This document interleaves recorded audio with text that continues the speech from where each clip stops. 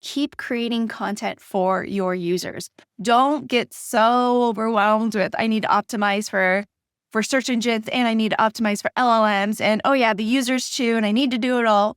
If you start with this brand new piece of content, thinking about what does your user want to know about this? How could I simply get this information out to them? You will help satisfy both optimizing for search engines and LLMs at the same time.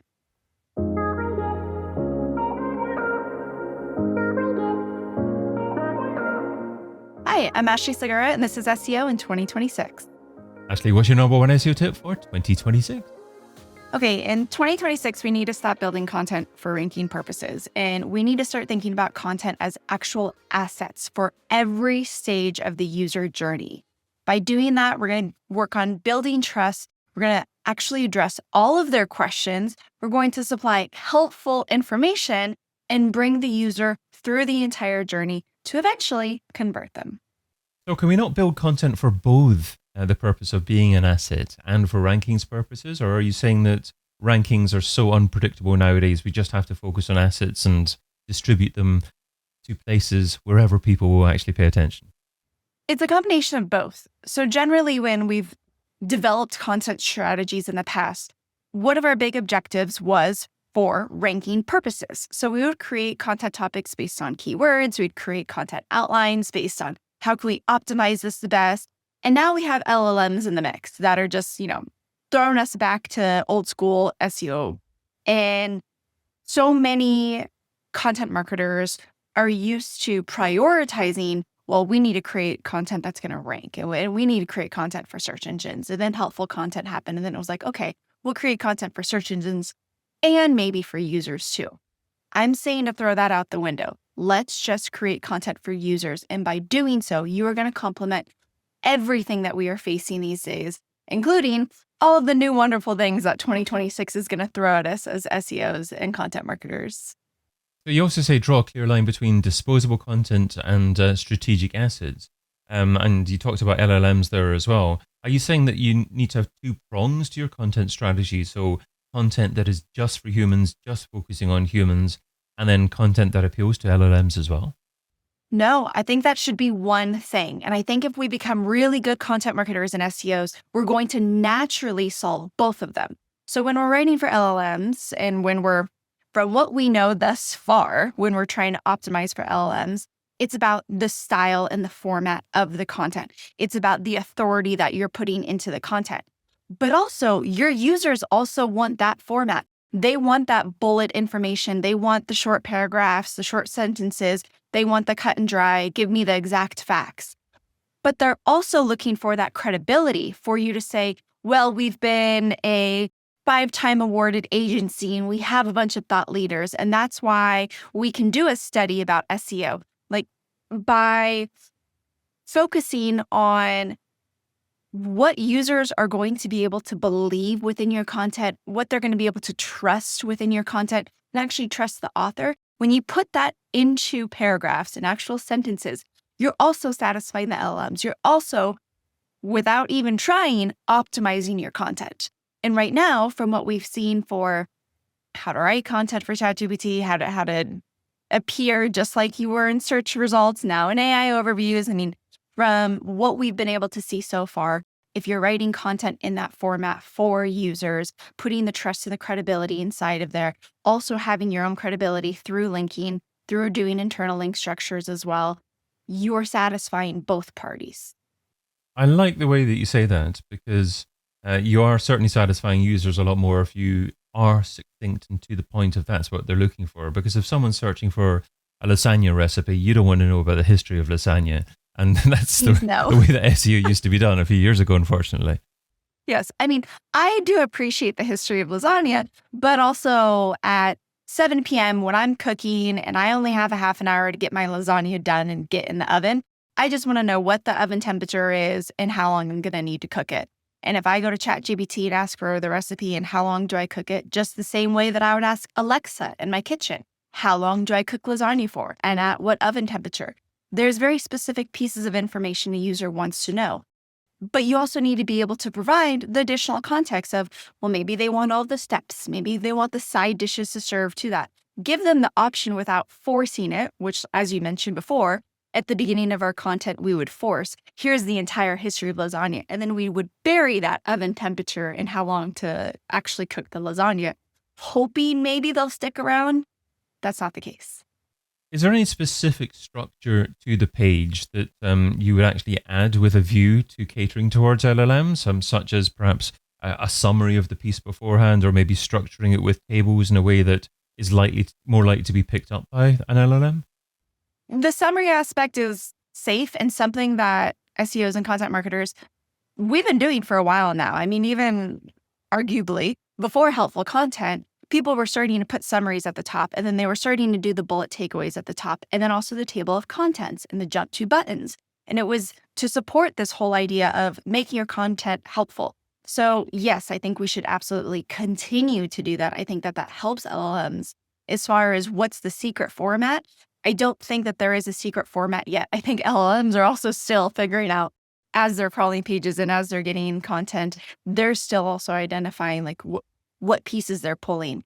There's a lot of great experts who are doing studies on this right now. And I think by mid-2026, we'll have a bit more information on, okay, here's a good format, but that's also going to be different from brand to brand because our demographic's different and the kinds of questions that they ask, the depth of information that they need, that's all very unique. And you also advise earning links, or actually writing content that earns links by itself. Are you saying that it's not really necessary to proactively try to build links, and that content should be good enough once discovered to naturally earn links? Of course, you should always try and get links, but if you get to a point where you're writing content that is strong, that really does cover a topic in depth, that is truly helpful, then you're going to naturally build links. I mean, when I talk about links now, when it comes to content, I'm going back to traditional PR. Like, let's start working with PR agencies again, and let's get placements in great places versus going to backlink companies or doing entire backlink strategies the old-fashioned way. Let's focus a little bit more on traditional PR and have quotes in places, do press releases, do actually create great content. So for example, at Search Lab, we're working on creating a bunch of different studies, and we have different departments within the company that are literally practicing within AI and LLMs, within different SEO behavior, within auto industry, the cannabis industry, the law industry. And we're performing these studies to then be able to bring all this information of, hey, here are the patterns that we're seeing, and here's how maybe an auto dealership can learn from this and update their GBP with this. And so we're creating content that is going to be noise and is going to break through, and people are going to want to naturally link to it. That's traditional PR. And that's where a lot of content marketing is going. One challenge with SEO, even if you're focusing on LLMs, AI search engines, is that it can take a while to be ranked. So you do tend to focus on long-term content that drives value over the long term. What's your position on where to publish content that could drive a lot of eyeballs initially, but perhaps may not be so relevant long term?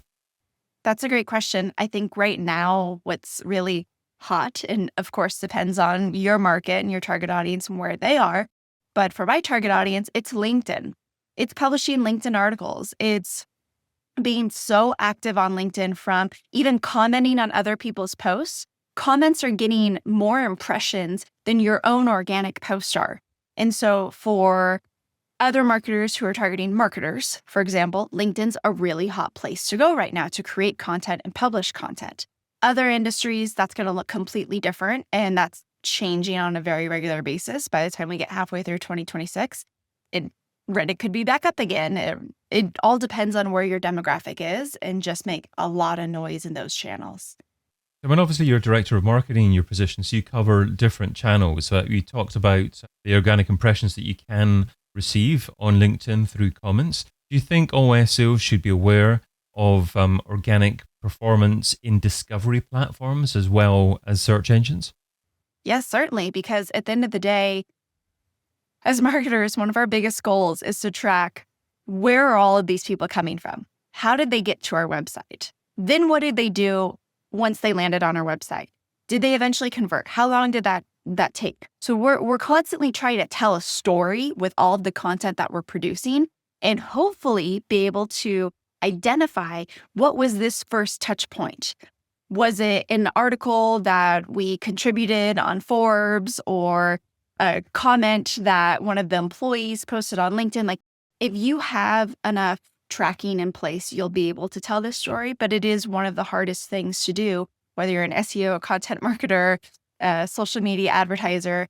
The data attribution is something that we're still struggling with and trying to do our best to tell the story.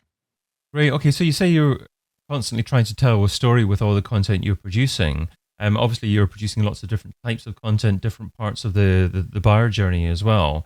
How do you try to ensure that your brand message, your story, is incorporated in your content without being over salesy and in a way that really resonates with a user that's engaging, reading your content? Mm-hmm. That's that bofu, tofu, mofu, bofu, mofu, tofu. There we go. Model to where content topics are created for very specific user stages. So it's not just about their entire journey, it's where are they at now. So sometimes we're creating content just to be educational. We do not care if they ever press get a demo with us or sign up for a service. We're literally just providing education to them in the hopes that they're going to understand that Search Lab is an educational hub and they can trust that they can come to us when they have questions about something new or they want to know what's going on, the latest in SEO, the latest in PPC, they can come to us.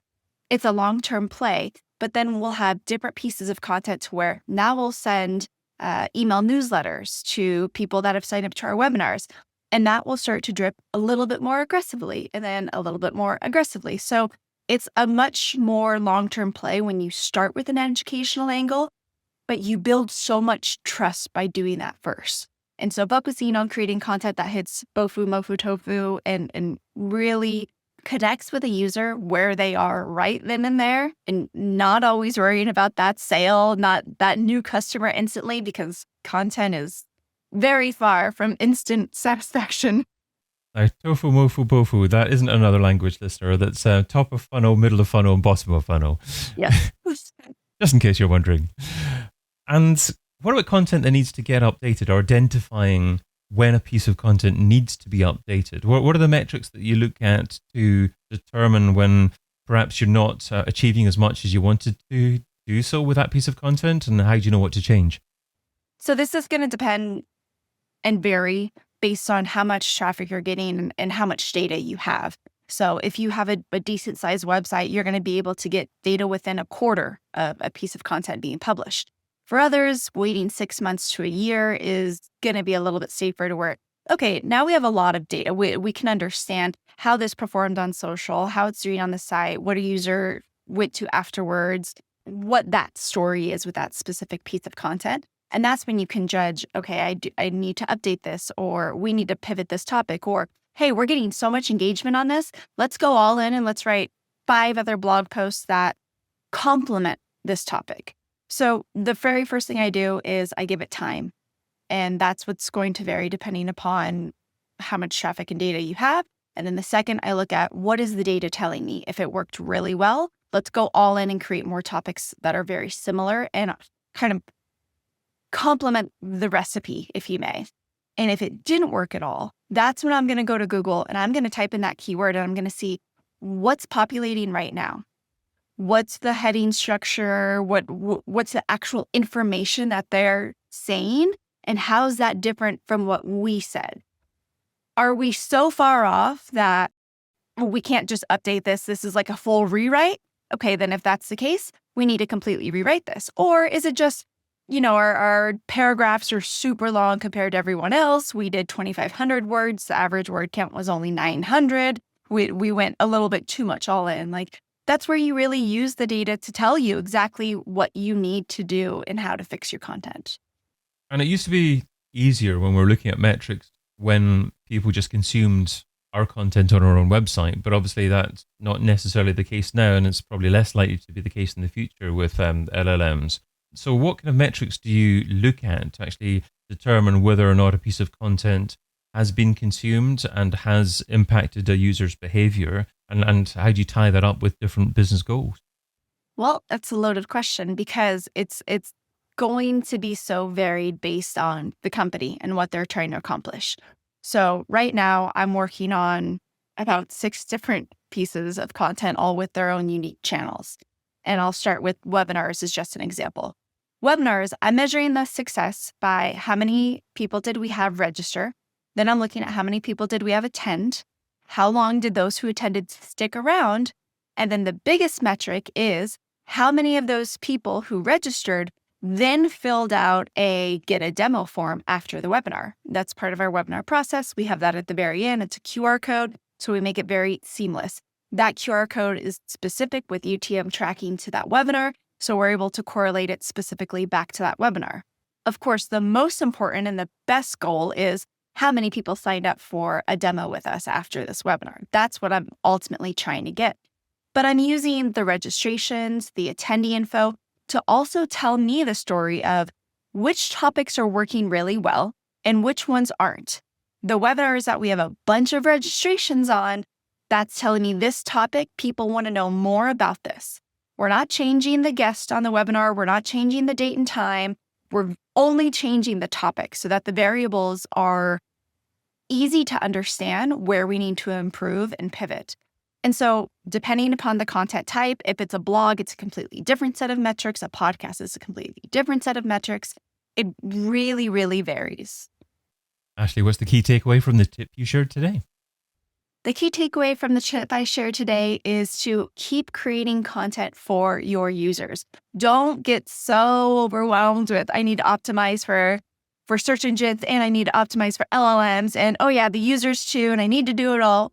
If you start with this brand new piece of content, thinking about what does your user want to know about this? How could I simply get this information out to them? You will help satisfy both optimizing for search engines and LLMs at the same time.